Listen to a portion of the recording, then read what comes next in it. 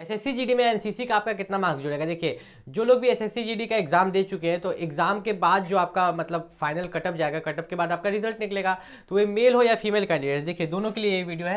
SSC GD का जो भी अप्लाई किए हैं मेल और फीमेल दोनों कैंडिडेट के लिए ये वीडियो है।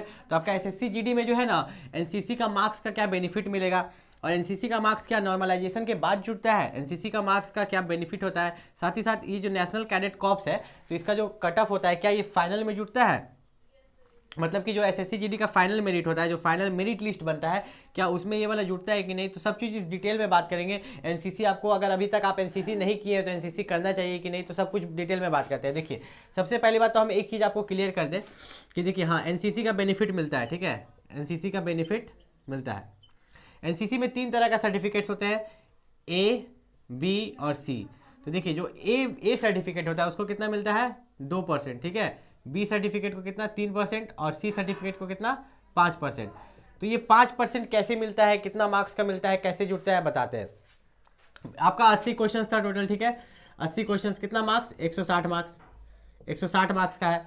नॉर्मलाइजेशन होने के बाद मान लीजिए कि आपको 120 मार्क्स आता है, कितना 120 मार्क्स आता है, ठीक है, नॉर्मलाइजेशन होने के बाद आपको 120 मार्क्स आता है। आप मेल है या फीमेल है किसी भी स्टेट से बिलोंग करते हैं और आप यहाँ पर बिलोंग इसमें आते हैं, क्या बोलते हैं, आपके पास एनसीसी का बी सर्टिफिकेट है और आप ऑनलाइन के समय उसमें टिक किए हैं कि मेरे पास बी सर्टिफिकेट है, तो ये 120% में, ठीक है, 120 मार्क्स जो आपका गया है, ठीक है, 120 मार्क्स आपका नॉर्मलाइजेशन के बाद गया है, इसमें आपका इस 120 का 3% जुटेगा, कितना, ये 120 का 3% मार्क्स आपका जुटेगा इसमें।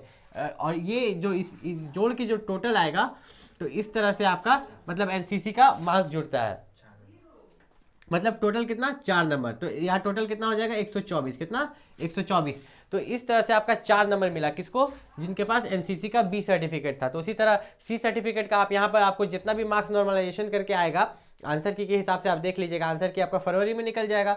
तो आपको यहाँ पर कितना जोड़ लेना है, जैसे कि आपका सी सर्टिफिकेट है तो यहाँ पर आपको 5% जोड़ लेना है, आपका एनसीसी ए सर्टिफिकेट है तो आपको 2% जोड़ लेना है। तो इस तरह से आप अपना जोड़ के आप अपना निकाल सकते हैं कि आपका एनसीसी का मार्क्स किस तरह से जुट रहा है। और साथ ही साथ आप मेल कैंडिडेट हो या फीमेल कैंडिडेट हो, अगर आप देखिए अगर आप ग्रेजुएशन कर चुके हैं, ठीक है, या ग्रेजुएशन में घुस चुके हैं और तो आप एनसीसी मत कीजिएगा, ठीक है।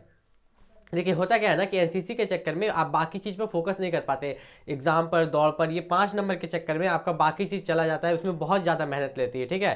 तो आपको क्या करना है, एनसीसी का एक स्पेशल एंट्री भी होता है लेकिन उतना बेनिफिट नहीं मिलता है। आपको एग्जाम पर फोकस करना है, रनिंग पर फोकस करना है, फिजिकल पर फोकस करना है, एनसीसी करने पर ध्यान नहीं देना। अगर आपने एनसीसी नहीं भी किया है तो एनसीसी मत कीजिएगा, क्योंकि देखिए एनसीसी किन के लिए है, जो 10th पास किए हैं, 11-12 में कर लिए शुरुआत में ही, उन लोगों के लिए एनसीसी ठीक है, या 12 के बाद ग्रेजुएशन में कर रहे हैं, ठीक है, जिनके पास समय है। एनसीसी एक तरह से मैं मानूँ तो वेस्ट ऑफ टाइम है, क्योंकि क्यों देखिए होता क्या है ना कि अभी तो अग्निवीर वाला भर्ती जो है 4 साल का कर दिया है, ठीक है। एसएससी जीडी में तो चलिए एनसीसी का बेनिफिट मिल रहा है, ऊपर से वहाँ पर अग्निवीर वाला में भी जो एनसीसी किए हैं तो वे बोल रहे हैं कि अब उनको 4 ही साल का नौकरी मिल रहा है। तो एनसीसी वालों को उतना महत्व नहीं दिया जा रहा है, मतलब उतना जितना देना चाहिए। एनसीसी का भर्ती भी तो निकालना चाहिए था कम से कम 10,000, कितना 10,000 निकालता कम से कम सालों में, नहीं निकालता। एनसीसी का क्या वो पोस्ट निकालेगा 500, स्पेशल एंट्री में 500, तो उतना पोस्ट ही नहीं निकलता, तो क्या तैयारी कीजिएगा। तो अगर आप 10th पास किए हैं तो कर सकते हैं, लेकिन अगर आप आगे बढ़ चुके हैं 12 से आगे तो उसको मत कीजिएगा। मिलते हैं अगले वीडियो में, तब तक के लिए नमस्कार।